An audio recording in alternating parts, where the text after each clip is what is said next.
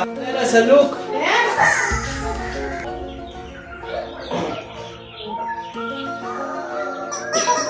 شوف يا ابني اختك اللي جوه عماله تهوى ابني يا عمر. هي اختك مالها بتهوى اللي جوه ليه كده ولا بتزن ليه كده؟ انت ضربتها؟ لا ما انا ضربتهاش، هي اللي عملت لك.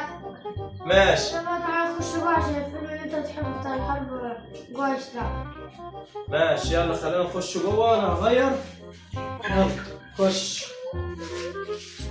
فوق. وانت بتشابه عليه انت؟ وانت عايز ايه؟ عايز تاكل؟ ماشي تاكل؟ يلا تعال.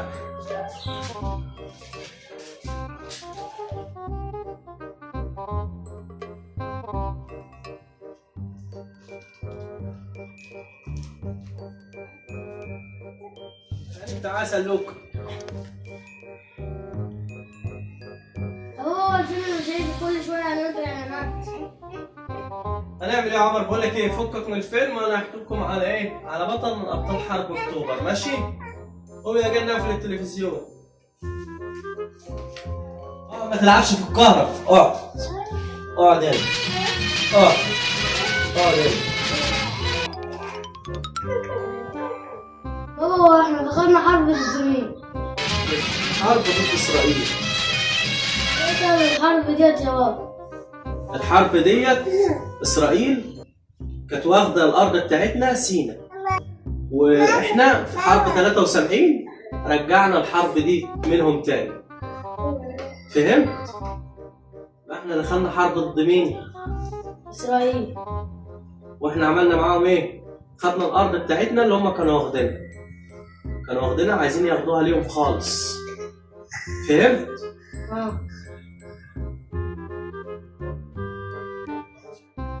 كانت الحرب ديت يوم ايه يا بابا؟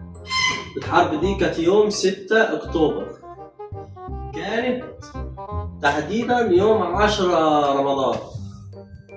كانت 6 اكتوبر كانت في شهر رمضان.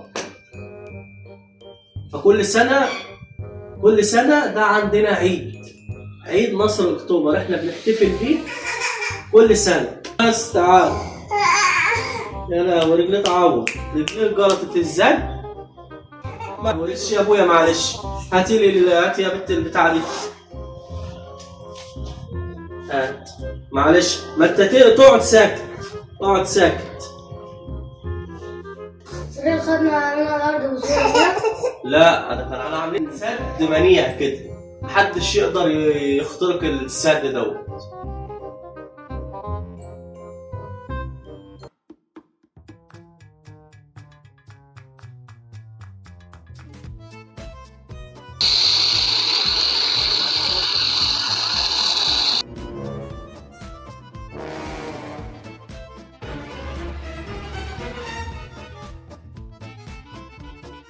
هو ايه السلاح اللي انا شايله على ظهري ده طالع بيه؟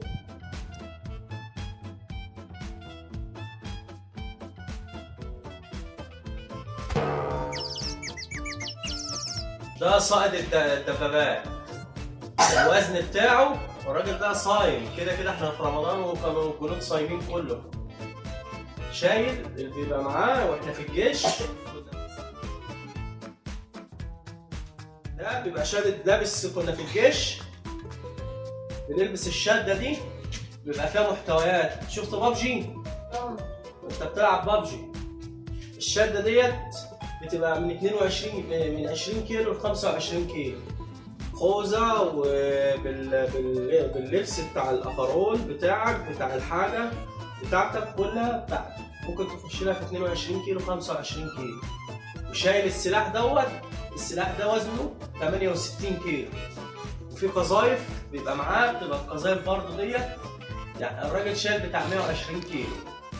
لبس على جسمه